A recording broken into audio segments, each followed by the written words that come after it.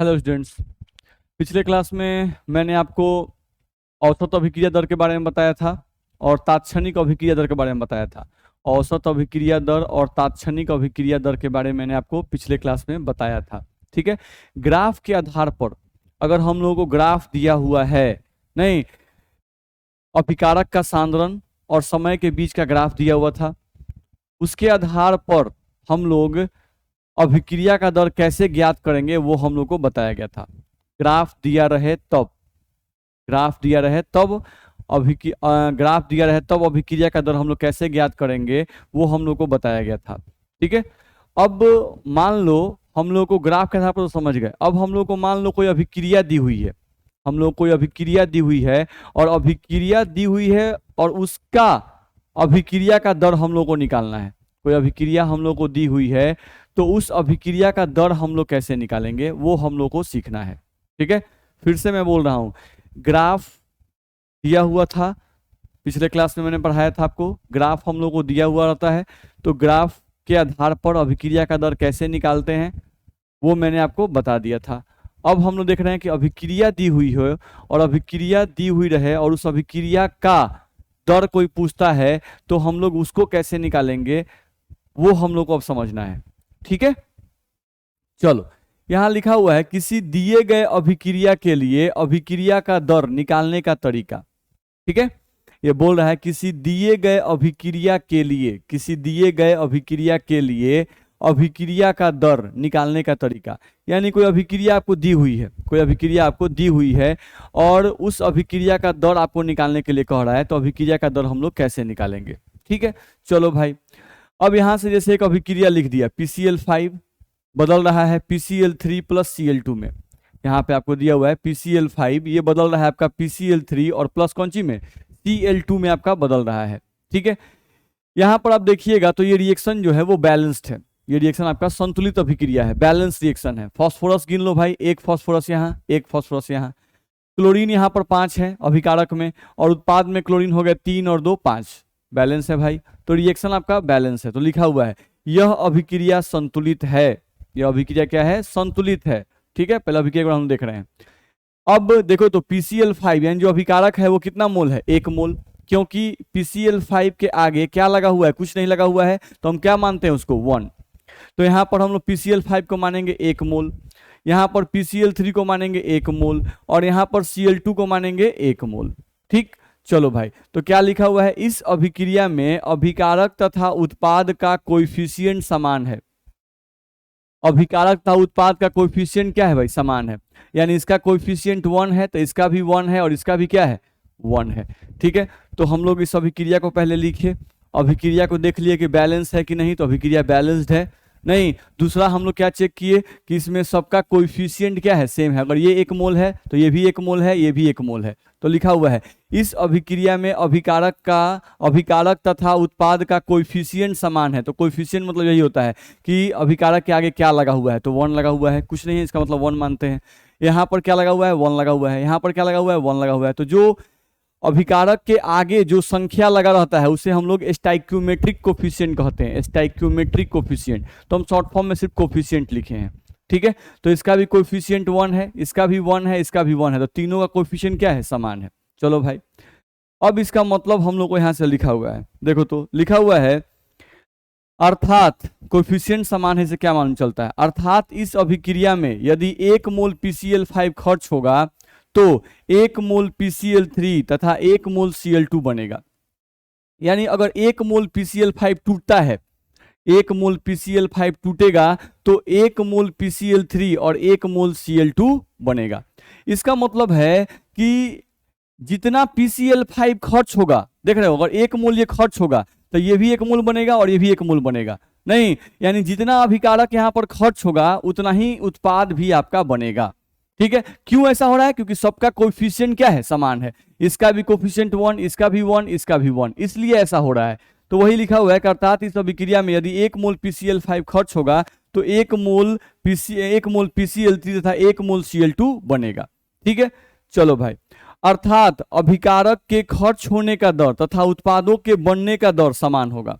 यानी कि जितना स्पीड से आपका अभिकारक खर्च होगा उतना ही स्पीड से आपका उत्पाद बनेगा। काहे भाई? क्या कि तीनों का कोएफिशिएंट क्या है? समान है। अगर 1 मोल PCl5 खर्च हो रहा है तो 1 मोल PCl3 तथा 1 मोल Cl2 आपका बन रहा है। तीनों का कोएफिशिएंट समान है नहीं, इस कारण से तीनों के सापेक्ष में जब दर निकालिएगा तो तीनों के सापेक्ष में दर भी क्या आएगा? समान आएगा। तीनों के सापेक्ष में अभिक्रिया का दर हम निकालेंगे तो वैल्यू क्या आएगा? समान आएगा। ये हम लोग को ध्यान में रखना है। ठीक, जैसे हम लोग इस पर एग्जाम्पल भी करके देख सकते हैं। देखो, किसी भी अभिक्रिया का, मान लो ये अभिक्रिया है, इस अभिक्रिया का दर हमको निकालना है।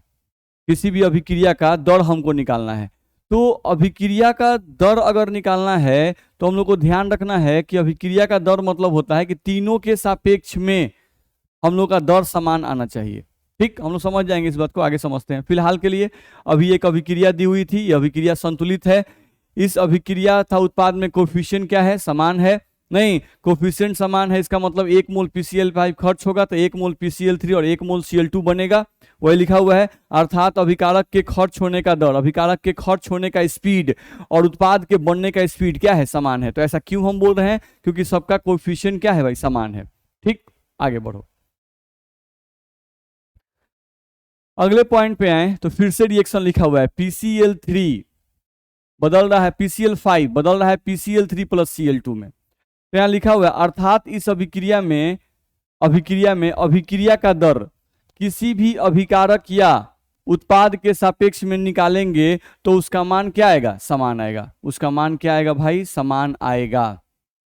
यहाँ पे ध्यान रखना है। ठीक है, तो यहाँ पर हम लोग को बताया गया कि ये जो अभिक्रिया है इसमें सबका कोएफिशिएंट समान है, तो वही इसी का आंसर लिखा हुआ है। अर्थात इस अभिक्रिया में अभिक्रिया का दर किसी भी अभिकारक या उत्पाद के सापेक्ष में निकालेंगे तो उसका मान क्या आएगा? समान आएगा।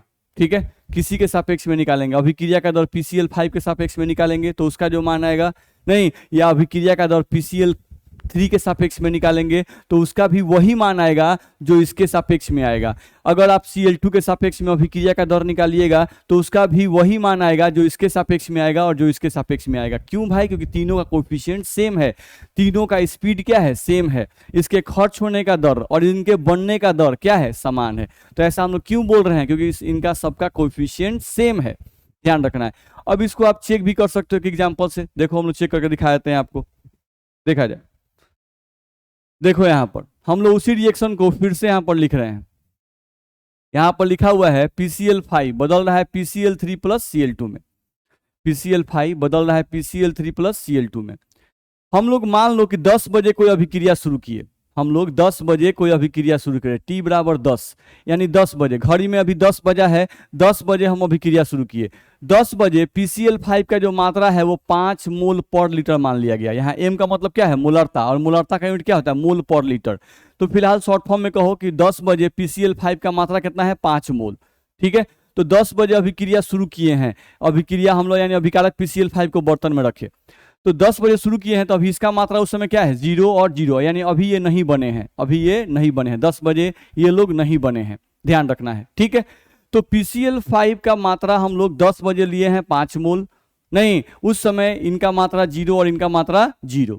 अब 2 घंटे के बाद 10 से कितना बच गया? 12। देख लो भाई, 10 से कितना बच गया? 12। तो 5 मोल में से 3 मोल खर्च हो गया। 12 बजे हम लोग जब देखने गए तो 5 मोल शुरू में था, शुरू में 5 मोल था, और 12 बजे 3 मोल उसमें से खर्च हो गया। तो अगर ये 3 मोल खर्च हुआ है भाई, तो ये कितना मोल बनेगा? 3 मोल बनेगा, और ये भी 3 मोल बनेगा। जितना ये खर्च होगा उतना ही ये दोनों बनेंगे। क्यों भाई? क्योंकि इसका कोएफिशिएंट भी 1 है। अगर ये 1 मोल खर्च होता है तो ये 1 मोल बनता है, ये 1 मोल बनता है। इसीलिए अगर ये 3 मोल खर्च होगा तो ये 3 मोल बनेगा, ये 3 मोल बनेगा। ये मैंने बता दिया। अब 12 बजे यहां लिखा हुआ है बचा हुआ मात्रा, ये जो है वो लिखा हुआ है बचा हुआ मात्रा, कितना बचा? तो आप देखिएगा यहाँ पर, तो 5 था, 5 में से 3 खर्च हो गया, तो कितना बचेगा? 2 मोल बचेगा। कितना बचेगा? 2 मोल आपका बचेगा। ठीक है, तो अभिकारक 5 था, 5 में से 3 खर्च हो गया, 2 मोल आपका बच गया। PCl3 तो आपका 3 मोल ही रहेगा, नहीं, Cl2 भी आपका कितना रहेगा? 3 मोल रहेगा। ध्यान रखना है। ठीक, अब हम लोग PCl5 के सापेक्ष में अभिक्रिया का दर निकालते हैं, PCl3 के सापेक्ष में अभिक्रिया का दर निकालते हैं, और Cl2 के सापेक्ष में अभिक्रिया का दर निकाल के देखते हैं। ठीक है, तो अभिक्रिया के दर का फॉर्मूला क्या है भाई? C2 - C1 बटा T2 - T1। चलिए, सबसे पहले यहाँ लिखा हुआ है PCl5 के सापेक्ष में अभिक्रिया का दर, PCl5 के सापेक्ष में अभिक्रिया का दर। चलो भाई, तो अभिक्रिया का दर तो फॉर्मूला है डेल्टा सी, तो यहाँ पर PCl5 होगा, यानी PCl5 का सांद्रण, नहीं PCl5 के सांद्रण में बदलाव बट्टा समय में बदलाव। डेल्टा मतलब बदलाव और टी का मतलब टाइम यानी समय। तो PCl5 के सांद्रण में बदलाव बट्टा समय में बदलाव, यानी कि C2 minus C1 T2 minus T1। चलो भाई, शुरू में PCl5 का मात्रा कितना है 5m, तो यही हमारा क्या है C1, और ये क्या है T1। ठीक है, T1 टाइम यानी कि 10 बजे अभिक्रिया शुरू हुई, तो 10 बजे अभिक्रिया शुरू हुई, उस समय PCl5 का मात्रा था 5 मोल, तो इसलिए इसको क्या मान लिए C1। अब T इक्वल्स टू 12 बजे, यानी ये हो गया हमारा T2। अब यहाँ पर मात्रा इसकी कितनी है 2m, यानी कि बचा हुआ मात्रा कितना है आपका 2m, नहीं तो 2m आपको निकल गया, ये हो गया C1, ये हो गया C2। चलो अब क्या करेंगे, C2 माइनस C1 बट्टा T2 माइनस T1, तो वही हम लोग करेंगे C2 माइनस C1 बट्टा T2 माइनस T1। चलो C2 का मान कितना है भाई 2m, तो हम यहाँ रखेंगे C2 का मान रखेंगे यहाँ पे माइनस, अब यहाँ ब्रैकेट में रखेंगे हम लोग 2m माइनस C2 का मान हो गया, और C1 का मान कितना है भाई 5m, ध्यान रखना है। तो हम लोग को ध्यान रखना है C2 का मतलब होता है बचा हुआ मात्रा, यानी अभिक्रिया आप अभिकारक रखे थे और अभिकारक में से 3 मोल खर्च हुआ, 2 मोल बचा, तो जो बचता है शुरुआती मात्रा और बची हुई मात्रा, नहीं तो शुरुआती मात्रा होती है C1 और बची हुई मात्रा होती है C2, नहीं तो देख लो C2 माइनस C1 तो 2m minus 5m divided by यहाँ पर T2 माइनस T1, नहीं तो T2 का वैल्यू कितना है भाई 12, 2 घंटे अभिक्रिया चला है, तो 12 माइनस 10, तो हम नीचे रखेंगे यहाँ पर 12 माइनस 10। आप इस वैल्यू कैलकुलेट करोगे तो 2m में से 5m जाएगा तो माइनस 3m, तो माइनस एक पहले से हम लोग का लगा हुआ है माइनस 3m, और यहाँ पर बट्टा में हम लोग का आ जाएगा 2, तो माइनस माइनस हो जाएगा प्लस, तो प्लस 3m 3/2 यहाँ पर m, और ये जो है हम लोग का वो आवर में है, ध्यान रखना है। तो 3/2m पर आवर, यहाँ पे हम लोग का वैल्यू आ गया PCl5 के सापेक्ष में अगर अभिक्रिया का दर निकालते हैं तो उसका वैल्यू हम लोग को आ गया 3m/2m पर आवर, नहीं इसको आप ऐसे भी लिख सकते थे, यहाँ पर हम ऊपर लिख देते हैं, यहाँ पे जगह कम है, यहाँ ऊपर हम इसी चीज को लिख रहे हैं। ये 3 और m का मतलब हुआ मोल पर लीटर, या 3/2 को डिवाइड करते हैं, इतना क्यों दिमाग लगाया जाए, ऐसा किया जाए, देखा जाए हम लोग को 3/2 आया है तो 1.5, और ये मोलारिटी है, इसका यूनिट होता है मोल पर लीटर, मोल पर लीटर, और ये आवर है तो आवर को ऊपर भेजिएगा तो पर आवर, यानी आपको वैल्यू आ गया 1.5 मोल पर लीटर पर आवर। ठीक है, ये क्या चीज निकला 1.5 मोल पर लीटर, 1.5 मोल पर लीटर पर आवर, ये आपको क्या निकला, ये निकला आपको PCl5 के सापेक्ष में अभिक्रिया का दर, ये आपको निकला PCl5 के सापेक्ष में अभिक्रिया का दर, ये हम लोग को ध्यान रखना है। ठीक, चलो PCl5 के सापेक्ष में अभिक्रिया के दर को आप ये भी कह सकते हैं PCl5 के विघटन का दर, क्योंकि ये टूट रहा है, PCl5 के विघटन का दर वो आपको कितना आ गया 1.5 मोल पर लीटर पर आवर। ठीक, चलो अब हम निकालते हैं PCl3 के सापेक्ष में अभिक्रिया का दर। तो PCl3 क्या है भाई, उत्पाद, तो उत्पाद क्या होता है बनता है, तो इसके निर्माण का दर निकलता है, इसके क्या निकलेगा निर्माण का दर, अभिकारक खर्च होता है तो उसके विघटन का दर निकलता है।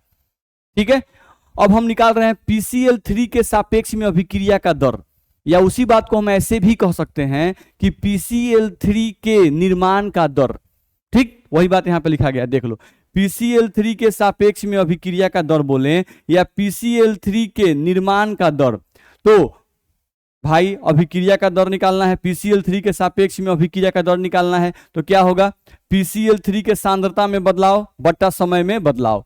चलो तो इसके लिए भी हम लगाएंगे C2 minus C1 T2 minus T1, और PCl3 के लिए देखो तो ये हो जाएगा शुरुआती मात्रा हो जाएगा C1 और जो बचा हुआ मात्रा होता है C2, तो ये हम जाएगा C2 माइनस C1 यानी कि 3m माइनस 0, ये होगा 3m minus 0 divided by T2 minus T1, तो इसके लिए भी 12 माइनस 10 ये हो जाएगा, तो हमारा यहाँ भी आ जाएगा 12 माइनस 10, यानी ये भी आ जाएगा 3/2 2, इसका है मोलरिटी और नीचे है आवर, ध्यान रखना है। तो इसको भी आप सॉल्व कीजिएगा तो वैल्यू आएगा 1.5 मोल पर लीटर पर आवर, इसका भी वैल्यू वही आएगा 1.5 मोल पर लीटर पर आवर।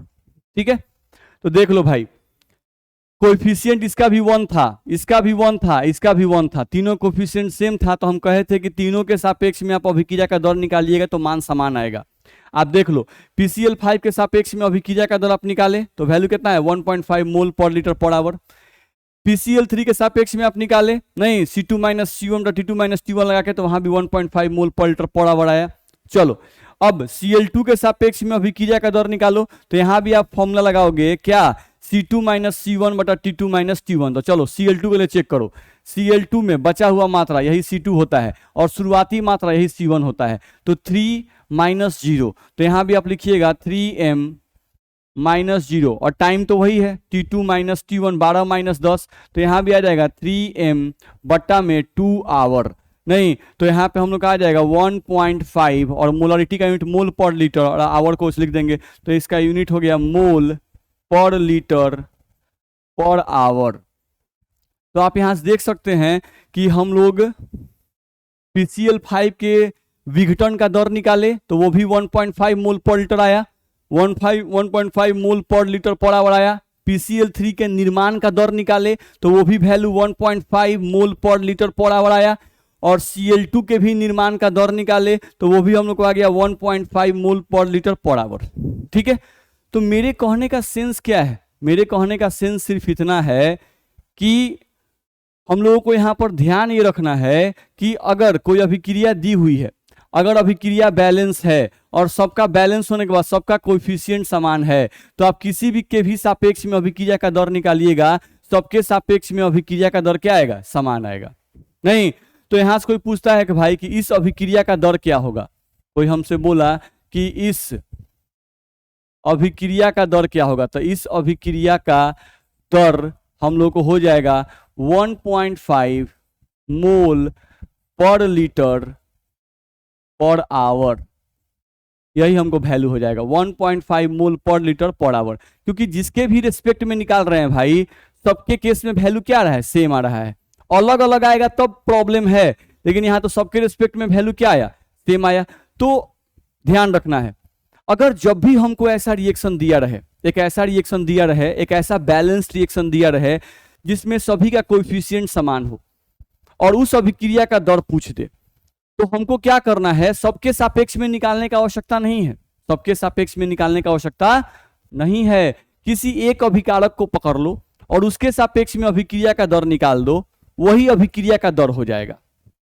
मेरा बात बहुत ध्यान सुनिएगा, मैंने क्या कह रहा हूं, मैं कह रहा हूं कि अगर कोई ऐसा अभिक्रिया दिया रहे, ऐसा कोई बैलेंस्ड रिएक्शन दिया रहे जिसमें अभिकारक का कोएफिशिएंट और उत्पाद का कोएफिशिएंट, सबका कोएफिशिएंट समान हो, ठीक है, और उस केस में आपसे बोले कि अभिक्रिया का दर बताओ, तो अभिक्रिया का दर बताने के लिए आपको सबके सापेक्ष में अभिक्रिया का दर नहीं निकालना है, किसी एक के सापेक्ष में या तो किसी अभिकारक को पकड़ लो या किसी उत्पाद को पकड़ लो, नहीं या तो किसी अभिकारक को पकड़ लो या किसी उत्पाद को पकड़ लो, ठीक है, और उसके सापेक्ष में अभिक्रिया का दर निकाल दो। तो अभिक्रिया का दर कैसे निकलता है, C2 माइनस C1 बटा T2 माइनस T1 रख के आप निकाल दो किसी एक के सापेक्ष में, नहीं तो वही जो मान आएगा वही अभिक्रिया का दर का आंसर हो जाएगा, सबके सापेक्ष में निकालने की जरूरत नहीं है। काहे भाई, कि कोएफिशिएंट अगर सेम है तो सबके सापेक्ष में निकालिएगा तो वैल्यू क्या आएगा, सेम ही आएगा, अलग अलग नहीं आएगा, अगर कोएफिशिएंट समान है तो ये मेरा बात एकदम गांठ पार लीजिए, एकदम बढ़िया से इसको समझ जाइए,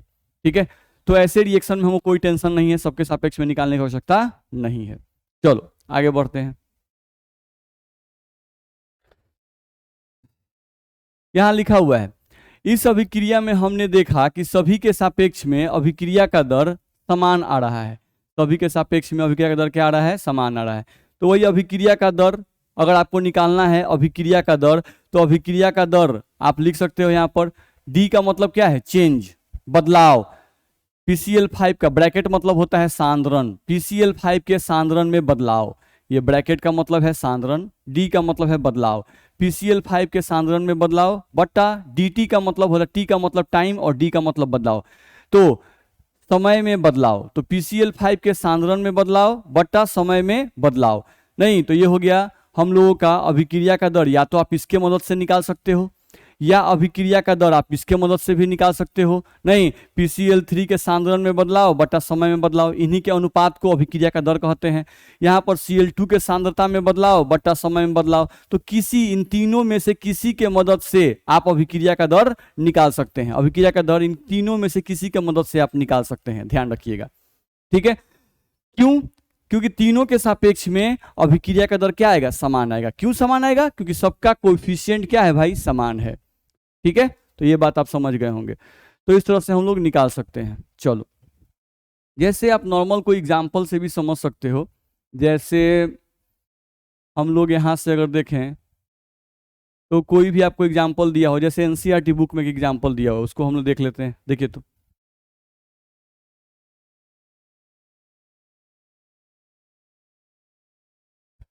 देखा जाए, एक एनसीईआरटी बुक में आपको एग्जाम्पल दिया हुआ है, उस एग्जाम्पल को आप देख सकते हैं।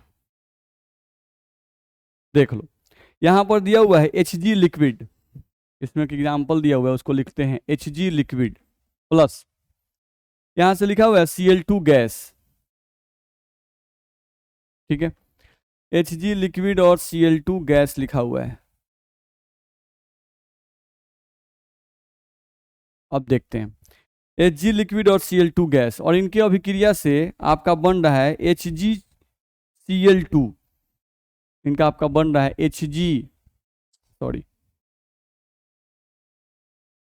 आपका यहां से बन रहा है HgCl2। अब हमको कोई बोलता है, ये आपको दे दिया Hg लिक्विड Cl2 गैस और HgCl2 आपको बन गया, और आपको बोल दिया कि इस अभिक्रिया का, जैसे हम, एक मिनट, ये हमको दे दिया हुआ है, और आपसे यहाँ पर दे दिया यहाँ पर कि हमको यहाँ पर क्वेश्चन है, एक तरह का क्वेश्चन है, और यहाँ पर दे दिया कि इस अभिक्रिया का दर ज्ञात करें, इस अभिक्रिया का दर ज्ञात करें। आपको दे दिया कि एक अभिक्रिया दे दिया और बोला कि इस अभिक्रिया का दर ज्ञात करें। ध्यान रखना, इस अभिक्रिया का दर ज्ञात करें जबकि जब Hg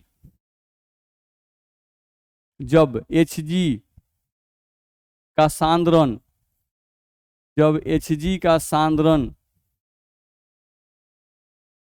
0.03 से 0.02 हो गया 10 मिनट अभिक्रिया चलने के बाद, 10 मिनट अभिक्रिया चलने के बाद, यही क्वेश्चन है। इस एक अभिक्रिया आपको दे दिया गया और लिखा गया कि इस अभिक्रिया का दर ज्ञात करें जब Hg का सांद्रण 0.03 से 0.02 हो गया 10 मिनट अभिक्रिया चलने के बाद। तो हमको इसको बनाना है, बहुत ही आसान सा क्वेश्चन है। देखा जाए, देखो तो सबसे पहले जो रिएक्शन दिखा हुआ है, उस रिएक्शन को सबसे पहले देखना कि बैलेंस है कि नहीं। ये एक क्वेश्चन है, अब इस क्वेश्चन को हमको बनाना है, बहुत ही आसान क्वेश्चन है। सबसे पहले जो अभिक्रिया दी हुई है, उस अभिक्रिया को देखो बैलेंस है कि नहीं। चलो, इसमें Hg 1 है, यहाँ भी Hg 1 है, यहाँ क्लोरीन 2 है, यहाँ भी क्लोरीन 2 है। चलो भाई, रिएक्शन बैलेंस्ड है। अब इसका कोएफिशिएंट चेक करो, इसका कोएफिशिएंट Hg का कुछ नहीं लगा, इसका मतलब क्या है? 1 मोल है। ये कितना है भाई? हम यहाँ लिख दे रहे हैं कि कितना है हमारा? 1 मोल है। Cl2 क्या है? कोएफिशिएंट कितना है? कुछ नहीं, यानी कि 1 है, तो ये भी कितना है? 1 मोल है। यहाँ पर देखा है तो HgCl2 ये एक मॉलिक्यूल है, इसका एक कोएफिशिएंट कितना है? कुछ नहीं है, यानी कि ये भी कितना है? 1 मोल है।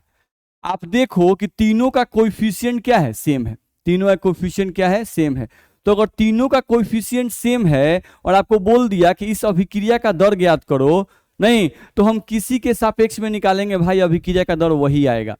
तो हमको अगर रेट ऑफ रिएक्शन निकालना है इसका, तो R बराबर सीधे हम फॉर्म लगाएंगे C2 - C1 बटा T2 - T1। अब यहां से C2 - C1, तो C2 देखते हैं भाई, यहां पर हो गया 0.03, ये हो गया हमारा C1, नहीं, और ये हो गया हमारा C2, ध्यान रखना है। तो यहाँ से हम लोग लिखेंगे, अब अभिकारक के सापेक्ष में निकाल रहे हैं तो रेट ऑफ रिएक्शन हमारा पॉजिटिव में आना चाहिए, इसलिए हम लोग इसमें क्या लगा दिए, माइनस लगा दिए। अब यहाँ से माइनस C2 माइनस C1, तो C2 का वैल्यू कितना है, तो 0.02 माइनस C1 का मान कितना है 0.03 divided by T2 minus T1, तो T2 माइनस T1 यहाँ पर सीधे हम लोग का 0 टाइम पर अभिक्रिया स्टार्ट हुआ और कितने मिनट तक चला है, 10 मिनट तक, तो T2 माइनस T1 का वैल्यू कितना हो जाएगा, 10। समझ रहे हैं कैसे 10 हुआ, जैसे हम लोग टाइमर पे स्टार्ट किए, 0 टाइम, टाइमर एक मोबाइल ले लिया, उसमें टाइमर लगा दिए 0 और अभिक्रिया को 10 मिनट तक चलने दिए, नहीं तो T1 क्या हो गया 0 और T2 कितना हो गया 10, तो T2 माइनस T1 10 माइनस 0 करेंगे तो इसलिए हम लोग का 10 हो गया।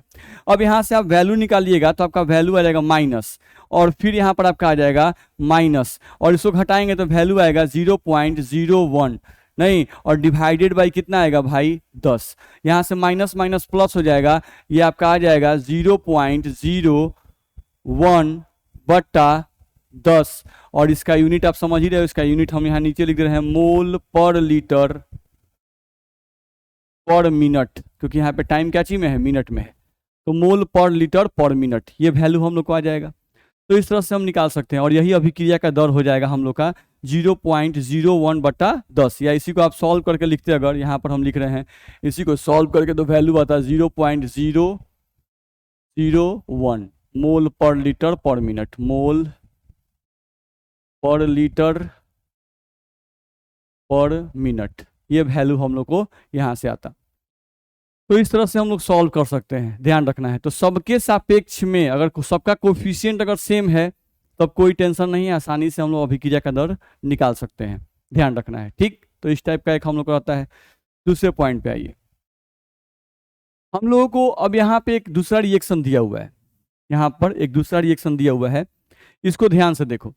यहाँ लिखा हुआ है 2N2O5, लिखा हुआ है 2N2O5, ये बदल रहा है 4NO2 प्लस O2 में।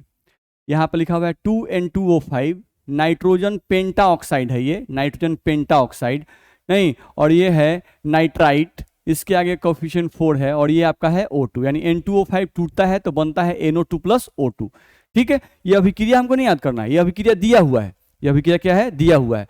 अब इस देखो कि अभिक्रिया जो है बैलेंस है कि नहीं। चलो, नाइट्रोजन कय गो है, तो 2 दूना 4, नाइट्रोजन 4 गो है, नाइट्रोजन यहाँ भी 4 गो है। ऑक्सीजन यहाँ पर 5 दूना 10, ये 2 इससे भी गुना होता है, तो 5 दूना 10, देखते हैं 4 दूना 8 और 2 10, चलो भाई ये भी 10 गो है। यानी मेरे कहने का सेंस यहाँ पर है कि हम लोग का ये भी बैलेंस है, हम लोग का ये भी क्या है, बैलेंस है। चलो, अब लिखा हुआ है यह अभिक्रिया भी संतुलित है, यह अभिक्रिया भी क्या है भाई, संतुलित है, यानी बैलेंस रिएक्शन है, ठीक है। लेकिन इस अभिक्रिया में अभिकारक तथा उत्पाद का कोएफिशिएंट समान नहीं है। देख लो भाई, कोएफिशिएंट सबका अलग अलग है, इसका कोएफिशिएंट 2 है, इसका कोएफिशिएंट 4 है, और इसका कोएफिशिएंट कितना है, 1 है। यानी इसको आप कहोगे तो इसको बोलोगे 2 मोल, इसको आप पढ़ोगे तो बोलोगे 4 मोल, और इसको पढ़ोगे तो क्या बोलोगे, 1 मोल, ध्यान रखना है। अब आप ध्यान से समझने की कोशिश करो तो कोएफिशिएंट सबका अलग अलग है, नहीं, तो अब यहाँ पर थोड़ा सा सोच के बनाना पड़ेगा। अब यहाँ पर इस अभिक्रिया का दर निकालना है तो आप किसी के सापेक्ष में निकालेंगे, इसके सापेक्ष में अभिक्रिया का दर कुछ और आएगा, इसके सापेक्ष में कुछ और आएगा, और इसके सापेक्ष में कुछ और आएगा। क्या सभी के सापेक्ष में अभिक्रिया का दर समान आएगा, नहीं आएगा। समान कब आता है, जब हम लोग का तीनों यहाँ पर 1 2 3 इन तीनों का कोएफिशिएंट अगर सेम होता तब अभिक्रिया का दर किसी के सापेक्ष में हम लोग निकाल सकते थे। लेकिन यहाँ पर सबका कोएफिशिएंट अलग अलग है तो सबके सापेक्ष में अभिक्रिया का दर अलग अलग आएगा। अब अगर सबके सापेक्ष में अभिक्रिया का दर अलग अलग आएगा तो आखिर इस अभिक्रिया का दर कौन सा होगा, N2O5 के अभिक्रिया का, N2O5 के सापेक्ष में अभिक्रिया का दर मान लो कि 10 आ गया, इसके सापेक्ष में अभिक्रिया का दर जो है 20 आ गया, इसके सापेक्ष में अभिक्रिया का दर 5 आ गया, एक के सापेक्ष में आ गया 10, एक के सापेक्ष में 5, एक के सापेक्ष में कुछ और ही आ गया। तो सबके सापेक्ष में अगर अलग अलग आएगा भाई तो इस अभिक्रिया का दर कौन सा होगा, 10 बोले, 5 बोले, 4 बोले, कौन सा होगा, सबके सापेक्ष में तो अलग अलग आ रहा है, ध्यान रखना है। तो ऐसे क्वेश्चन के, ऐसे अभिक्रिया के लिए हम लोग अभिक्रिया का दर कैसे निकालेंगे वो हम लोग को समझना है। मेरी बातों को ध्यान सुनिएगा, इसमें कहीं भी कंफ्यूजन नहीं हो, आपको ध्यान रखना है, ठीक है। हम लोग क्या बोले कि अगर एक ऐसा अभिक्रिया दिया रहे जिसमें सबका कोएफिशिएंट समान हो तो उसमें कोई टेंशन नहीं है। किसी एक के सापेक्ष में अभिक्रिया का दर निकाल लो, किसी एक अभिकारक को पकड़ो, उसका C2 - C1 T2 - T1 करो, जो आंसर आएगा वही अभिक्रिया, उस पूरे अभिक्रिया का दर वही हो जाएगा, उस पूरे अभिक्रिया का दर वही हो जाएगा। लेकिन अब यहाँ पर जो अभिक्रिया दिया हुआ है इसमें सबका कोएफिशिएंट क्या है, अलग अलग, तो सबके सापेक्ष में आप अभिक्रिया का दर जब निकालिएगा तो अलग अलग है। N2O5 के विघटन का दर अलग आएगा, NO2 के निर्माण का दर अलग आएगा, O2 के निर्माण का दर अलग आएगा। काहे भाई, क्योंकि इसका कोएफिशिएंट 2 है, इसका 4 है, इसका 1 है। चलो कैसे पढ़ते हैं इसको, देखो तो अगर 2 मोल N2O5 टूटेगा, इसका कोएफिशिएंट 2 है इसलिए हम पढ़ रहे हैं इसको 2 मोल, 2 मोल N2O5 अगर टूटेगा तो 4 मोल NO2 बनेगा। 2 मोल N2O5 अगर टूटेगा तो 4 मोल NO2 बनेगा, दिखा रहा है यहाँ पर, और 1 मोल O2 बनेगा। 1 मोल क्या बनेगा, O2 बनेगा। समझने की कोशिश करो, यहाँ पर ध्यान से देखो, यहाँ पर कोएफिशिएंट कितना है भाई, 2 है, यहाँ पर कितना है, 4 है, तो 2 से 4 हुआ है, तो कितना गुना बढ़ा है, 2 से 4, तो 2 गुना, यहाँ पर कितना गुना बढ़ा है, 2 गुना बढ़ा है। यानी कि इसके सापेक्ष में इसके बनने का दर, इसके सापेक्ष में इसके बनने का दर 2 गुना है, यानी अगर ये 2 को खर्च होगा तो ये 4 को बनेगा, नहीं तो स्पीड कितना गुना ज्यादा है, 2 गुना ज्यादा है। इसके बनने का स्पीड इसके सापेक्ष में, इसके बनने का स्पीड इसके सापेक्ष में 2 गुना ज्यादा है। अगर ये 2 को खर्च होगा तो ये 4 को बन जाएगा, यानी इसका स्पीड अगर 2 है तो इसका कितना है, 4 है। अगर इसका स्पीड 10 है तो इसका 20 होगा, इसका अगर 20 होगा तो इसका 40 होगा, यानी कि 2 गुना का अंतर रहेगा इन दोनों के बीच में। कितना का अंतर रहेगा, 2 गुना का अंतर रहेगा। ठीक, अब चलो इसको पकड़ लो, N2O5 को तुम कंपेयर कर लो, यहां से हम लोग ला रहे हैं, थोड़ा सा ध्यान दो, इस पे कंपेयर करो। इसका कोएफिशिएंट कितना है, 2, इसका कोएफिशिएंट कितना है, 1, इसका कोएफिशिएंट कितना है, 1, इसका कोएफिशिएंट यहाँ पर 2 है और इसका कोएफिशिएंट कितना है भाई, 1 है। तो समझने की कोशिश करो, अब ये 2 है तो ये कितना है, 1 है, यानी आधा है। ध्यान समझो, 2 है तो ये कितना है, 1 है, यानी अगर ये 2 को खर्चा होगा तो ये 1 बनेगा। O2 कितना बनेगा, 1 मोल बनेगा। O2 कितना बनेगा, 1 मोल। अगर 2 मोल N2O5 खर्च होगा तो O2 कितना बनेगा, 1 मोल। नहीं, यानी जितना ये खर्च होगा उसका आधा ये बनेगा, जितना खर्च होगा N2O5 O2 उसका आधा बनेगा। यानी अगर हम बोले कि 10 मोल N2O5 खर्च हो रहा है तो O2 5 मोल बनेगा। O2 कितना बनेगा, 5 मोल बनेगा, यानी इसके खर्च होने का स्पीड ज्यादा है और इसके बनने का स्पीड, O2 के बनने का स्पीड कम है। ध्यान रखना है, ठीक है। तो मेरा बात समझना है यहाँ पर, क्या सभी का स्पीड यहाँ समान है, समान नहीं है। इसका इससे N2O5 और NO2 का स्पीड कंपेयर करेंगे तो इसके रिस्पेक्ट में इसका स्पीड 2 गुना है।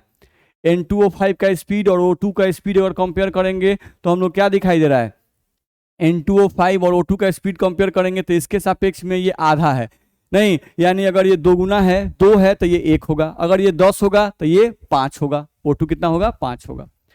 तो ये हम लोग को ध्यान रखना है। तो कोएफिशिएंट अलग होने से हम लोग क्या पता चलता है कि सभी अभिकारक के सापेक्ष में या सभी उत्पाद के सापेक्ष में अभिक्रिया का जो दर हम निकालेंगे वो क्या आएगा, अलग अलग आएगा। सभी के सापेक्ष में अलग अलग हम लोग को दर आएगा, सभी के सापेक्ष में अलग अलग दर आएगा। तो उस केस में हम लोग इस अभिक्रिया का दर क्या बताएंगे भाई, वही हम लोग को समझना है।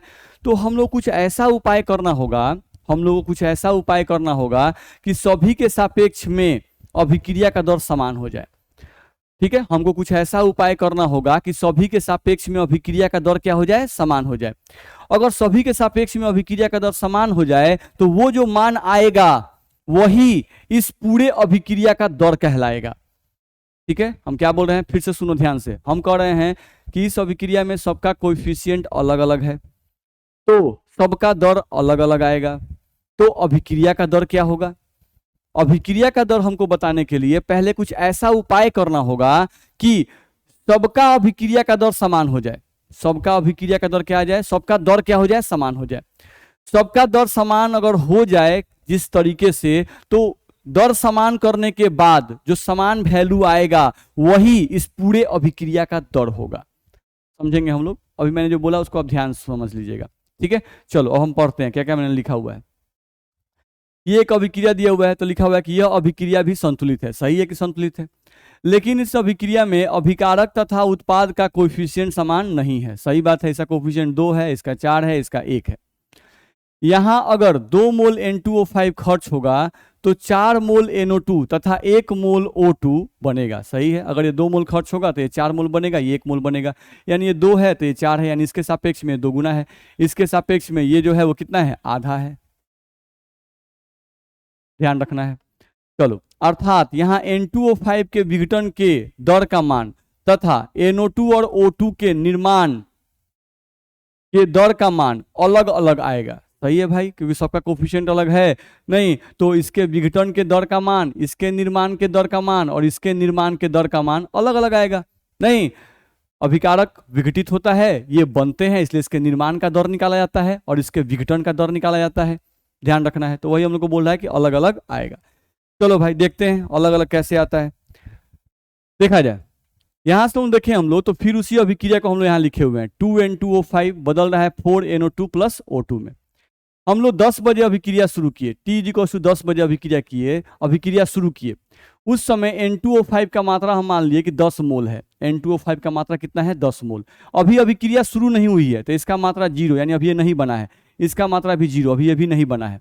अब 2 घंटे बाद 10 बजे से लेकर 12 बजे तक हम लोग अभिक्रिया को छोड़ दिए। तो 10 बजे से 12 बजे के बाद जब हम लोग देखें तो इसका 10 मोल में से 4 मोल खर्चा हो गया। ये हम लोग क्या लिखे हैं भाई, खर्च है, ये खर्च है। तो 2 घंटे बाद 10 मोल में से 4 मोल खर्च हो गया। अब 4 मोल जब खर्च हुआ, नहीं तो ये कितना बनेगा, तो देखो भाई ये 2 है तो ये 4 बनता है, यानी ये जितना खर्चा होगा उसका 2 गुना ये बनेगा। तो अगर ये 4 मोल खर्च हो रहा है तो 4 का दुगुना ये बनेगा, तो 4 का दुगुना कितना, 8 मोल बनेगा। वही मैंने 8 यहां लिखा हुआ है। अब चलो, अगर ये 2 मोल खर्च होगा तो उसका 1 मोल ये बनेगा, यानी ये 2 खर्च होगा तो ये 1 बनेगा, यानी जितना ये खर्च होगा उसका आधा ये बनेगा। तो अगर ये 4 मोल खर्च हो रहा है तो इसका आधा ये बनेगा, तो 4 का आधा कितना होता है, 2, तो ये 2m बनेगा। ठीक है, वही मैंने दिखा दिया। फिर से समझ लो भाई, हम लोग क्या किए कि 10 बजे अभिक्रिया शुरू किए, एक बर्तन लिए, उसमें 10 मोल हम लोग क्या डाल दिए, N2O5 डाल दिए। 10 मोल N2O5 डाले, अभी 10 बजे अभिक्रिया शुरू करने वाले हैं तो अभी ये नहीं बना है, 0 इसका मात्रा 0 है। 2 घंटे अभिक्रिया को छोड़े, यानी 12 बजे तक छोड़ दिए। 12 बजे आके जब देख रहे हैं कि इसका 10 मोल में से 4 मोल खर्च हो गया है। तो अगर ये N2O5 4 मोल खर्च होगा तो NO2 कितना बनेगा, तो ये बैलेंस, ये कोएफिशिएंट हमें बताता है, ये जो कोएफिशिएंट है इसका कोएफिशिएंट 1 है, ये कोएफिशिएंट हमें बताते हैं कितना बनेगा। तो ये दिखाई दे रहा है कि अगर ये 2 खर्च होगा तो ये 4 बनेगा, यानी इसका 2 गुना ये बनेगा। तो अगर यहाँ पर खर्च कितना हम मान रहे हैं, 4, तो अगर ये 4 खर्च होगा तो 4 का दुगुना 8, ये 8 मोल बनेगा। यहाँ पर कितना है, हम लोग को ध्यान से देखो, यहाँ पर हम देखें तो इसका 4 खर्च हुआ, 4 से ये 8 बनेगा।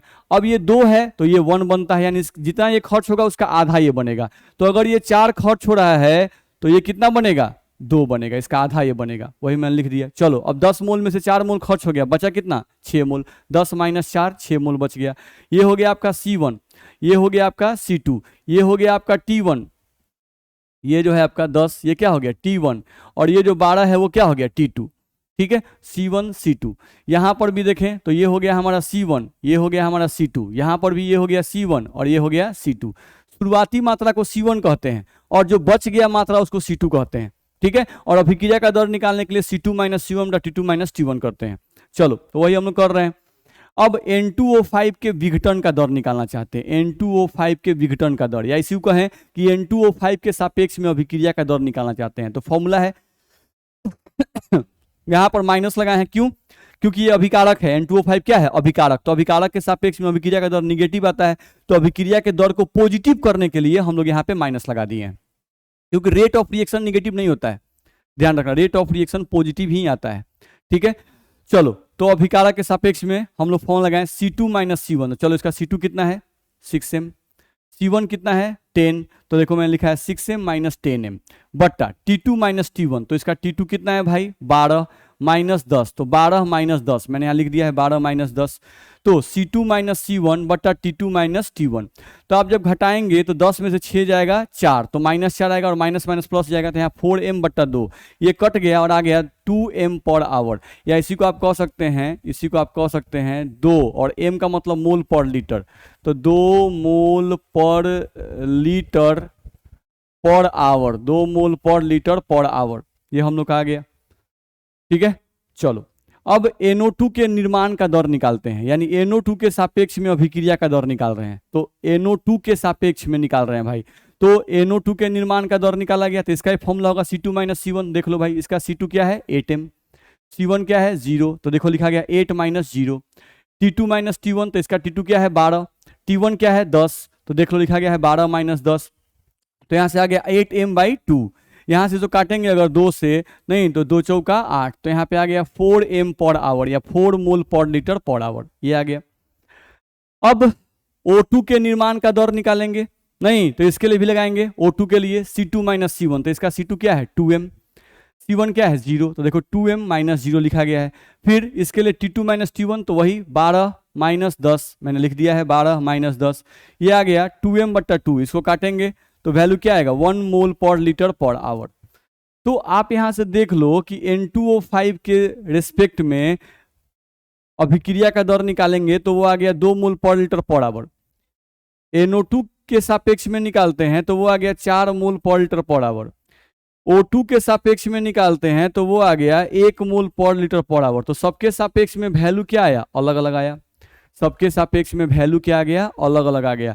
अब अगर सबके सापेक्ष में वैल्यू अलग अलग आ गया और हमसे पूछा गया कि नहीं भाई इस अभिक्रिया का, इस पूरे अभिक्रिया का दर बताओ, तो हम कौन सा दर बताएं, ये वाला दर बताएं कि ये वाला दर बताएं कि ये वाला दर बताएं, कौन सा दर बताएं? मेरी बात समझ आ रही है? तो यहाँ पर हमको दिक्कत होने लगती है। यहाँ पर सबके सापेक्ष में अभिक्रिया का दर क्या आ गया, अलग अलग आ गया। तो अब अभिक्रिया का दर कौन सा होगा, ये हम लोग को ध्यान रखना है।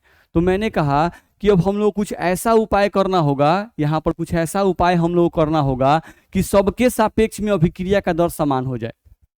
सबके सापेक्ष में अभिक्रिया का दर क्या हो जाए, समान हो जाए। तो अगर आप चाहते हैं कि सबके सापेक्ष में अभिक्रिया का दर समान हो जाए, अगर आप चाहते हैं कि सबके सापेक्ष में अभिक्रिया का दर समान हो जाए, तो आपको क्या करना है, आपको कुछ नहीं करना है। ये जो बैलेंस्ड रिएक्शन आपको दिया हुआ है, ये जो बैलेंस्ड रिएक्शन आपको दिया हुआ है, इसमें जो कोएफिशिएंट है, जैसा कोएफिशिएंट 2 है, इसका कोएफिशिएंट 4 है और इसका कोएफिशिएंट 1 है, नहीं उन कोएफिशिएंट से ये जो दर आया है उस दर में उस कोएफिशिएंट से डिवाइड कर दीजिए। मेरा बात ध्यान समझिए, मैंने क्या कहा, मैंने कहा कि सबके सापेक्ष में अभिक्रिया का दर अलग अलग आ गया। तो सबके सापेक्ष में अभिक्रिया का दर अलग अलग आ गया, तो इस अभिक्रिया का दर हम कौन सा माने, 2 माने, 4 माने कि 1 माने, कौन सा माने, सवाल ये आता है। तो हम किसी को भी अभिक्रिया का दर नहीं मान सकते हैं। हमको अगर इस अभिक्रिया का दर निकालना है तो सबके सापेक्ष में अभिक्रिया का दर बराबर आना चाहिए। तो सबके सापेक्ष में अभिक्रिया के दर को बराबर करने के लिए हम क्या करें, तो मैंने कहा कि सबके सापेक्ष में अभिक्रिया के दर को बराबर करने के लिए हम लोग क्या करेंगे कि जो बैलेंस्ड रिएक्शन आपको यहाँ पर दिया हुआ है, ये जो बैलेंस्ड रिएक्शन आपको यहाँ पर दिया हुआ है, इस बैलेंस्ड रिएक्शन में जो कोएफिशिएंट है, यहाँ पर कोएफिशिएंट आपका 2 है, यहाँ पर आपका 4 है और यहाँ पर आपका 1 है। तो इस कोएफिशिएंट से जो अभिक्रिया का दर का मान आया उससे आप डिवाइड कीजिए, सबका वैल्यू सेम आ जाएगा। जैसे N2O5 के विघटन का दर आपको आंसर क्या आया है 2m पर आवर, नहीं 2m पर आवर। अब हम क्या कर रहे हैं कि N2O5 का कोएफिशिएंट कितना है 2 है, तो हम इसका जो दर निकाले हैं उसमें 2 से डिवाइड करेंगे, तो इसका दर कितना आया है 2 आया है। तो हम यहाँ करेंगे 2/2, तो ये कट जाएगा और कट के वैल्यू हमको आ जाएगा 1m पर आवर। यहाँ पर वैल्यू हम लोग को आ गया 1m पर आवर, ये वैल्यू हम लोग को आ जाएगा।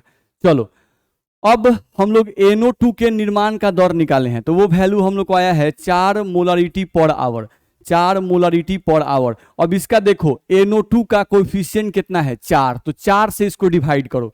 अगर 4 से डिवाइड करेंगे तो वैल्यू हम लोग को 4 आया है। अब यहाँ भी 4/4 और ये कट के हो जाए कितना 1, तो ये भी आ जाएगा 1 मोलारिटी पर आवर, ये वैल्यू आपको आ जाएगा। ठीक, चलो अब O2 के निर्माण का दर, तो इसका वैल्यू हम लोग को 1 आया है और इसका कोएफिशिएंट कितना है 1, तो इसको 1 से आप डिवाइड करोगे तो फिर वैल्यू आपको इतना ही आ जाएगा। तो आप देख लो जैसे ही आप कोएफिशिएंट से डिवाइड किए, जैसे ही हम लोग कोएफिशिएंट से डिवाइड किए, आप देख सकते हो हम लोग जैसे ही कोएफिशिएंट से डिवाइड किए, अब तीनों के सापेक्ष में अभिक्रिया का दर सेम आ गया। यहाँ भी 1 मोल पर लीटर पर आवर आ गया, यहाँ भी 1 मोल पर लीटर पर आवर आ गया और यहाँ भी 1 मोल पर लीटर पर आवर आ गया। तो अगर कोई पूछता है भाई कि इस अभिक्रिया का दर बताओ, तो इस अभिक्रिया का दर अगर कोई पूछता है तो इस अभिक्रिया का दर हो जाएगा 1 मोल पर लीटर पर आवर, 1 मोल पर लीटर पर आवर। यानी वो मान अभिक्रिया का दर होगा, वह मान अभिक्रिया का दर होगा जब तीनों के सापेक्ष में अभिक्रिया का दर समान हो। तो तीनों के सापेक्ष में अभिक्रिया का दर अगर आपको समान करना है तो वही मान अभिक्रिया का दर होगा। नहीं तो तीनों के सापेक्ष में अभिक्रिया के दर को समान करना है तो क्या करना पड़ेगा, जो बैलेंस रिएक्शन है उस बैलेंस रिएक्शन में जो कोएफिशिएंट है उस कोएफिशिएंट से जो रेट ऑफ रिएक्शन का जो वैल्यू आया है उसे सबको डिवाइड करते जाइए, आपका वैल्यू सेम आएगा। नहीं तो जो वैल्यू आपका आ जाएगा इन सबको डिवाइड करने के बाद, जो वैल्यू आपका आएगा डिवाइड करने के बाद वही इस अभिक्रिया का दर कहलाएगा, वही इस अभिक्रिया का क्या कहलाएगा, दर कहलाएगा। ठीक, तो एक बार ज्यादा हो रहा है नहीं, फिर भी समझने की कोशिश कीजिए फिर से, बहुत आसान सा चीज है, ज्यादा हम लोग को दिमाग नहीं लगाना है, थोड़ा सोचना है बस।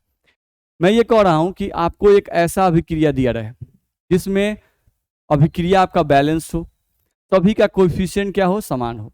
अगर सभी का कोएफिशिएंट समान है तो उस केस में अभिक्रिया का दर हम किसी भी अभिकारक या किसी भी उत्पाद के सापेक्ष में निकालेंगे, वही जो मान आएगा वही उस अभिक्रिया का दर हो जाएगा।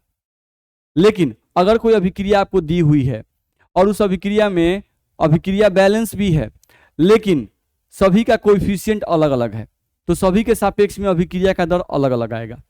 तो कौन से दर को हम अभिक्रिया का दर कहेंगे, तो किसी भी दर को अभिक्रिया का दर नहीं कहेंगे।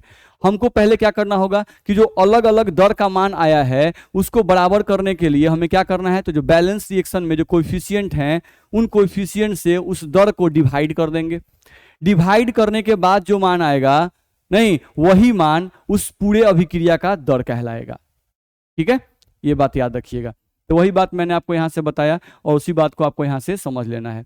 ठीक है, तो मेरे हिसाब से आप इसको समझ गए होंगे, ढंग से इसको लिखिएगा, ढंग से इसको समझ के आप लिखेंगे आपको सब समझ में आ जाएगा। ठीक है, चलो अब इसी बात को मैंने यहाँ पर लिखा हुआ है, उसको आप देख सकते हो। उसी रिएक्शन को मैंने फिर लिखा है यहाँ पर 2N2O5 बदल रहा है 4NO2 + O2 में, और बोल दिया कि इस अभिक्रिया का दर ज्ञात करें। तो अभी उन्होंने लिखा है भाई कि इस अभिक्रिया का दर हम लोग को आ चुका है, कितना आ चुका है, तो हम लोग को आ चुका है डिवाइड करने के बाद 1 मोल पर लीटर पर आवर, यही आया है। नहीं, ध्यान रखना है। ठीक है, यही हम लोग का आंसर आ चुका है। उसी को मैंने यहाँ लिखा हुआ है कि किसी भी अभिक्रिया का दर निकालने के लिए सभी अभिकारक तथा उत्पाद के सापेक्ष में दर का मान समान आना चाहिए। बोल रहे थे ना, दर का मान क्या आना चाहिए, समान आना चाहिए, तभी वह मान उस दिए गए अभिक्रिया का दर कहलाएगा।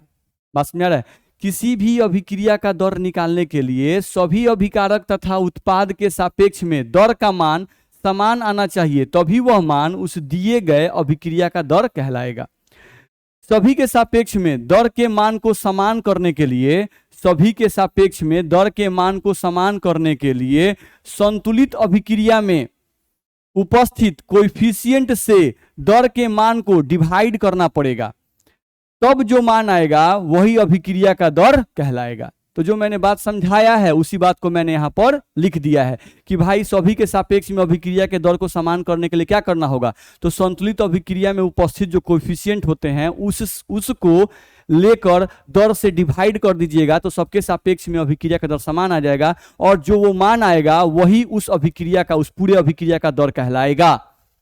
ठीक है, उसी बात को मैंने यहाँ पे लिख दिया है, आप आसानी से इसको समझ सकते हैं। इसको लिखिएगा, बढ़िया समझिएगा। ठीक, चलो आगे बढ़ते हैं।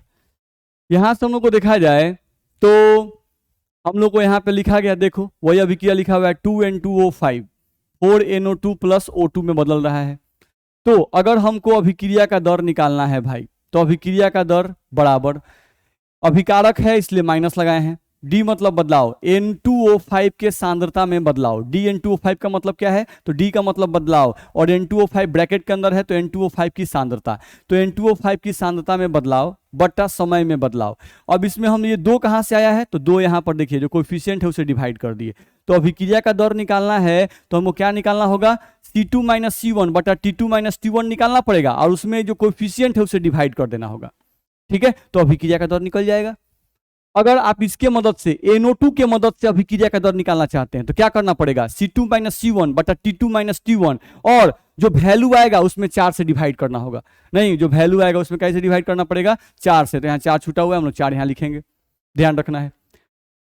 अभिक्रिया का दर अगर हमको N2O5 के मदद से निकालना है तो क्या करना पड़ेगा, पहले इसका N2O5 के मदद से निकालना है तो C2 माइनस वन बटा T2 माइनस T1, यही हम लोग करेंगे, C2 माइनस C1 बटा T2 माइनस T1, और जो मान आएगा उसमें 2 से डिवाइड कर देंगे।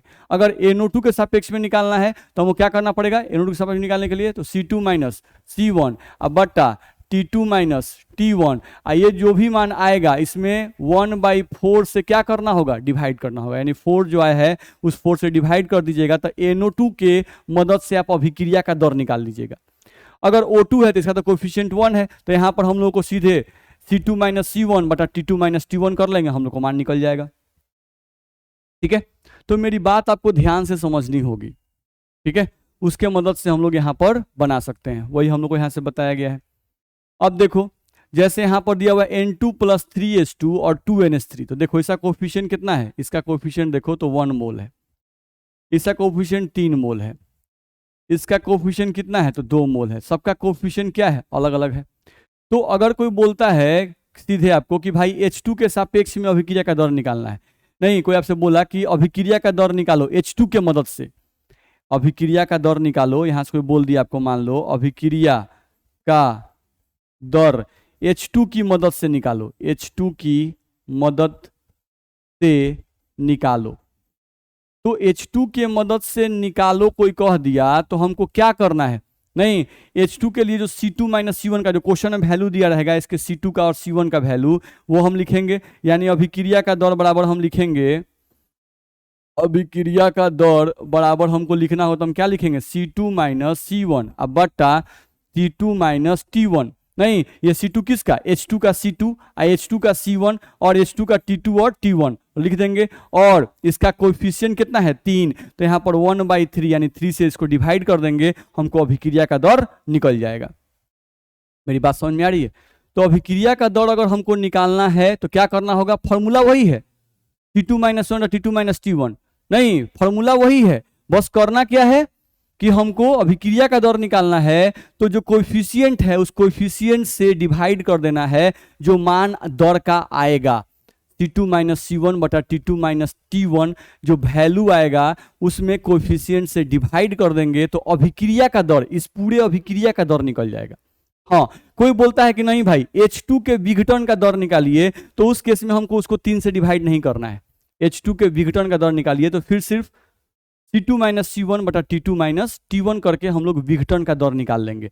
नहीं, हम लोग H2 के विघटन का दर हम लोग वैसे निकालेंगे C2 माइनस C1 बटा T2 माइनस T1 से, क्योंकि ये सिर्फ H2 की बात हो गई, ये पूरी अभिक्रिया की बात नहीं हुई। जब पूरी अभिक्रिया की बात होगी तब कोएफिशिएंट से डिवाइड करेंगे, यानी अभिक्रिया का दर पूछे तब कोएफिशिएंट से डिवाइड कीजिएगा, और सिर्फ बोले कि नहीं H2 के विघटन का दर निकालिए, सिर्फ H2, अभिक्रिया का दर नहीं बोल रहा है, सिर्फ H2 के सापेक्ष में निकालिए, तो H2 के सापेक्ष में निकालिए तो बस C2 माइनस C1 बटा T2 माइनस T1, भाई बस समझ रहा है, C2 माइनस C1 बटा T2 माइनस T1 कर देंगे। कोई बोलता है कि NH3 के निर्माण का दर निकालिए, NH3 के निर्माण का दर निकालिए तो सिर्फ C2 माइनस C1 बटा T2 माइनस T1, लेकिन वो बोलता है कि नहीं NH3 के मदद से अभिक्रिया का दर निकालिए, अभिक्रिया का दर निकालिए, कोई बोल दिया तो C2 माइनस C1 बटा T2 माइनस T1 ऐसा कोफिशिएंट से डिवाइड कर देंगे तो अब अभिक्रिया का दर निकलेगा, वो होगा पूरे अभिक्रिया का दर, वो होगा पूरे अभिक्रिया का दर। लेकिन किसी एक के रिस्पेक्ट में बोले कि भाई NH3 के निर्माण का दर बताइए तो उस केस में कोफिशिएंट से डिवाइड मत कीजिएगा। तो मेरी बातें जो हैं ये बातें बहुत ध्यान से समझिएगा, इसमें कंफ्यूज होकर आंसर गलत मत बना दीजिएगा, है बड़ा आसान सा चीज नहीं, लेकिन इसको समझ के ही आपको बनाना है, ध्यान रखना है, ठीक है। तो इस तरह से आप बना सकते हैं। अब यहाँ से हम लोग को देखा जाए तो एक क्वेश्चन यहाँ से दिया हुआ है, यहाँ से हम लोगों को देखा जाए तो यहाँ से क्वेश्चन दिया हुआ है, देख लो, एक अभिक्रिया दी हुई है, अब इसका कोफिशिएंट 4 है, 4NH3 कोफिशिएंट कितना है 4 प्लस 5O2 इसका कोफिशिएंट कितना है 5, बन रहा है 4NO और प्लस 6H2O। अब देख लो क्या सबका कोफिशिएंट सेम है, नहीं, कुछ का सेम है, जैसे 4NH3 और 4NO, इसका भी 4 है, इसका भी 4 है, लेकिन इसका 4 है, इसका 4 है तो इसका 5 है, इन दोनों का अलग अलग है, इसका 5 है तो इसका 4 है, इसका 4 है तो इसका 6 है, नहीं, तो बस दो का सेम है, NH3 का और NO का, बाकी सबका क्या है भाई, अलग अलग है। नहीं, तो उस केस में अगर हम चाहते हैं अभिक्रिया का दर निकालना, तो अभिक्रिया का दर निकालने के लिए जिसके मदद से निकालने के लिए कहेगा उसका C2 माइनस C1 बटा T2 माइनस T1 कर देंगे, और जो कोएफिशिएंट उसका होगा उसे डिवाइड कर देंगे, पूरे अभिक्रिया का दर निकल जाएगा। चलो देखते हैं। यहां पर बोल रहा है क्वेश्चन में कि यदि NO के निर्माण का दर, यदि NO के निर्माण का दर, ये NO उत्पाद है इसीलिए इसका निर्माण हो रहा है, NO का निर्माण हो रहा है इसलिए इसके निर्माण का दर निकलेगा। तो यदि NO के निर्माण का दर 3.6 गुना 10 का पावर माइनस 3 मोल पर लीटर पर सेकेंड है, तो ठीक है, यदि NO के निर्माण का दर 3.6 गुना 10 का पावर माइनस 3 मोल पर लीटर पर सेकेंड है, तो इस अभिक्रिया का दर ज्ञात करें, यानी पूरे इस अभिक्रिया का दर ज्ञात करना है। ठीक है, और NO के निर्माण का दर दे दिया है। ठीक है, NO के निर्माण का दर दे दिया है, सीधे निर्माण का दर दे दिया, मतलब आपको सॉल्व करके दे दिया है। C2 माइनस C1 बटा T2 माइनस T1 का वैल्यू कैलकुलेट करके आपको मान दे दिया है। देख रहे हैं, यूनिट है मोल पर लीटर पर सेकेंड। ठीक है, चलो भाई, तो आपको दे दिया, क्या दे दिया, NO के निर्माण का दर दे दिया। चलो तो हम लोग यहाँ से लिखे हैं, इसका आंसर हम लोग बनाए। तो हम लोग आंसर बनाना होता तो हम लोग यहाँ से देंगे कि भाई NO के निर्माण का दर, NO के निर्माण का दर हम लोग को दे दिया, कितना दे दिया है भाई, तो 3.6 गुना 10 का पावर माइनस 3 मोल पर लीटर पर सेकेंड। अब हमको निकालना है अभिक्रिया का दर, हमको निकालना है अभिक्रिया का दर। तो अभिक्रिया का दर निकालना है तो हम लोगों को क्या करना होगा, अभिक्रिया का दर निकालने के लिए जो निर्माण का दर आया है, NO के जो निर्माण का दर आया है, इस दर को NO के कोएफिशिएंट से डिवाइड करेंगे। तो NO कोएफिशिएंट कितना है, 4, तो उसे डिवाइड कर देंगे, अभिक्रिया का दर हो गया। तो यहाँ पे हम लोग क्या लिखेंगे, 3.6 गुना 10 का पावर माइनस 3 डिवाइडेड बाई, यहाँ पर हम लोग कोएफिशिएंट कितना है NO का, तो 4 है, तो इस 4 से हम लोग इसको डिवाइड कर देंगे, तो ये कट जाएगा, 4 9 36 यानी 0.9। तो यहाँ पे हम लोग को देखा जाए तो हम लोग को आ जाएगा 0.9 मल्टीप्लाइड बाई 10 का पावर माइनस 3 मोल पर लीटर पर सेकेंड। तो ये हमको आ गया अभिक्रिया का दर। देख रहे हो, जिसके एक का दर दिया है और अभिक्रिया का दर, पूरे अभिक्रिया का दर पूछ दिया, तो क्या करना है, जिसका दर दिया है उसके कोएफिशिएंट से डिवाइड कर दो, अपने अभिक्रिया का दर निकल जाएगा, काम खत्म। चलो अब यहाँ क्या कर रहा है कि NH3 के विघटन का दर ज्ञात करें, NH3 के विघटन का दर ज्ञात करें। चलो तो हम लोग रिलेशन जानते हैं, हम लोग देखें अगर तो NO के निर्माण का दर दिया हुआ है, तो हम लोग इसको ऐसे लिख सकते हैं, ऐसे देखो तो D NO बट्टा DT, इसका कोएफिशिएंट कितना है, 4 लगा दिए। ये क्या है, उत्पाद है, तो उत्पाद है तो इसके आगे क्या लगेगा, प्लस साइन। चलो अब इसको हम लोग को बराबर करते हैं, नहीं, और हमको किसका निकालना है, तो NH3, तो NH3 लिखते भाई। तो NH3 क्या है हम लोगों का, NH3 हम लोग का अभिकारक है, तो माइनस लगाएंगे, और यहाँ पर लगाएंगे D, और यहाँ पर लिखेंगे स्क्वायर ब्रैकेट के अंदर NH3 बट्टा में क्या लिखेंगे, DT, और इसका कोएफिशिएंट कितना है, 4। ठीक, तो अगर हम लोगों का इसके और इसके दर को बराबर करना है, तो हम अभी पढ़ा चुके हैं, इसके और इसके दर को बराबर करना है, तो बैलेंस्ड रिएक्शन में जो कोएफिशिएंट होते हैं, 4 है, यहाँ पर 5 है, उसे डिवाइड कर दीजिए। नहीं, यहाँ पर 4 है और यहाँ पर भी क्या है, 4 है, तो कोएफिशिएंट से आप डिवाइड कर दीजिए, ध्यान रखना है। तो यहाँ हम लोग का हो जाएगा। अब इसका कोएफिशिएंट और इसका कोएफिशिएंट सेम है, नहीं, तो इसके निर्माण का जो दर आएगा और इसके विघटन का जो दर आएगा वो दोनों क्या आएगा, सेम आएगा, क्योंकि यहां से देख लो 4 से आपका 4 कट जाएगा, तो ये हो गया DNO बटा DT, जो है ये क्या हो गया, निर्माण का दर। तो इसका वैल्यू आपको दे दिया है क्वेश्चन में, इसके निर्माण का दर दिया 3.6 गुना 10 का पावर माइनस 3, तो हम यहाँ लिख दिए 3.6 गुना 10 का पावर माइनस 3 बराबर, यहाँ से आ गया D माइनस यहाँ पर NH3 बट्टा dt। तो इसका वैल्यू हमको आ गया DNS3 बटा dt का वैल्यू हम लोग को आ गया 3.6 गुना 10 का पावर -3। नहीं तो जो इसके निर्माण का दर होगा वही इसके विघटन का दर होगा। काहे भाई कि इसका कोफिशिएंट भी 4 है और इसका भी कोफिशिएंट कितना है, 4 है। तो निर्माण का दर दिया है 3.6 इसका, नहीं तो इसका विघटन का दर भी क्या होगा, सेम होगा, कि दोनों कोफिशिएंट क्या है, सेम है। तो देख लो वही वैल्यू हम लोग को आ जाएगा। ठीक, फिर यहां से बोल रहा है कि H2O के निर्माण का दर ज्ञात करें। चलो तो H2O के निर्माण का दर हम लोग ज्ञात करके देखते हैं। तो देखो तो H2O का कोएफिशिएंट कितना है, 6 और इसका कोएफिशिएंट कितना है, 4। अगर इन दोनों को बराबर करना है तो इसके दर को 4 से डिवाइड करना पड़ेगा और इसके दर को 6 से डिवाइड करना पड़ेगा। तो इसके दर को लिखो, इसके दर को लिखो और इसको 4 से डिवाइड करो, इसको 6 से डिवाइड करो। नहीं लिखते हैं, चलो यहां से हम लोग देखें अगर तो हम लोग लिखेंगे DNO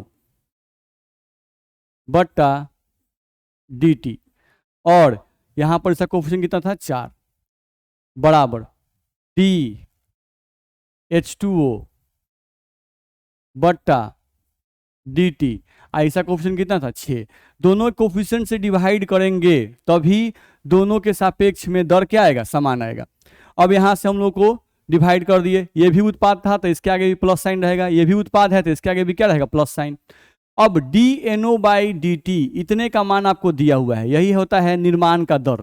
नहीं ये 4 तो हम लोग डिवाइड करते हैं ताकि सबके सापेक्ष में अभिक्रिया का दर क्या आ जाए, समान आ जाए, तो अभिक्रिया का दर हम लोग निकाल सके।